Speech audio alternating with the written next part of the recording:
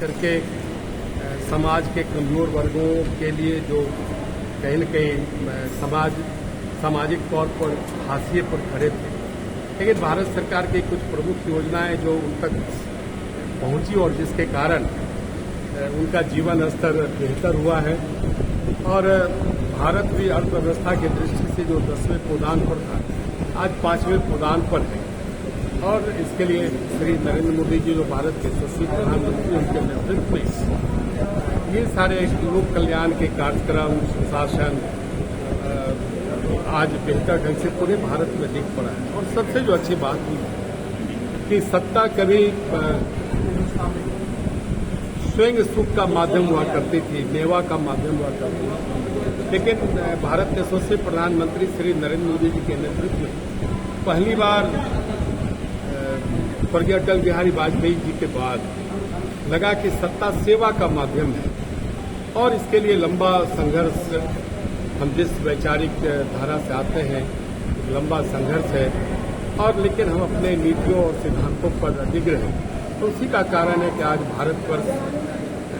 की परिस्थितियां बदली है। भारत एक विकासशील राष्ट्र से विकसित राष्ट्र की ओर बढ़ रहा है और जो स्वाधीनता का अमृत काल 75 वर्ष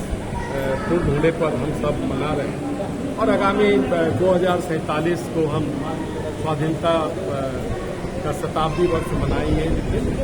भारत के यशस्वी प्रधानमंत्री जी ने आज़ादी के शताब्दी वर्ष पर भारत को एक विकसित राष्ट्र के रूप में पहुंचाने का जो एक संकल्प लिया है उसे सिद्धि तक पहुंचाने में हम सब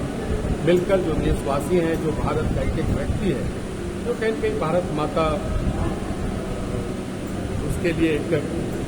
लक्ष्य है कि भारत माता कहीं न कहीं पूरे वैश्विक स्तर पर भारत एक विशिष्ट राष्ट्र के रूप में दिखे। तो हम सारे देश के लोग इसमें लगे हैं। हम इस प्रदर्शनी का जो उद्घाटन सत्र था, मैं कटिहार वासियों से भी अपील करूंगा कि महेश्वर एकेडमी स्थित इंडोर स्टेडियम में जो प्रदर्शनी लगी है उस प्रदर्शनी को अवश्य देखें और देखने से कई चीजें जानने का अवसर मिलेगा। खास करके आज़ादी की लड़ाई में जो बिहार के स्वाधीनता सेनानी रहे, ऐसे तमाम स्वाधीनता सेनानियों की तस्वीरें और उनकी संक्षिप्त चर्चा इस फोटो प्रदर्शनी में है। तो जिन्होंने देश के लिए कुर्बानियां दी और बिहार अग्रणी राज्य के रूप में स्वाधीनता संग्राम में रहा है, तो हमारे ऐसे सपूतों के बारे में भी जानने का, समझने का अवसर मिलेगा। क्योंकि पीढ़ियों के अंतर होने के बाद कुछ चीजें जो स्वाधीनता आंदोलन से जुड़ी हुई है, जो आज की पीढ़ी नहीं जान पा रही है, तो यह फोटो प्रदर्शनी कहीं कहीं पूरे देश के स्वाधीनता संग्राम और 9 वर्षों में देश ने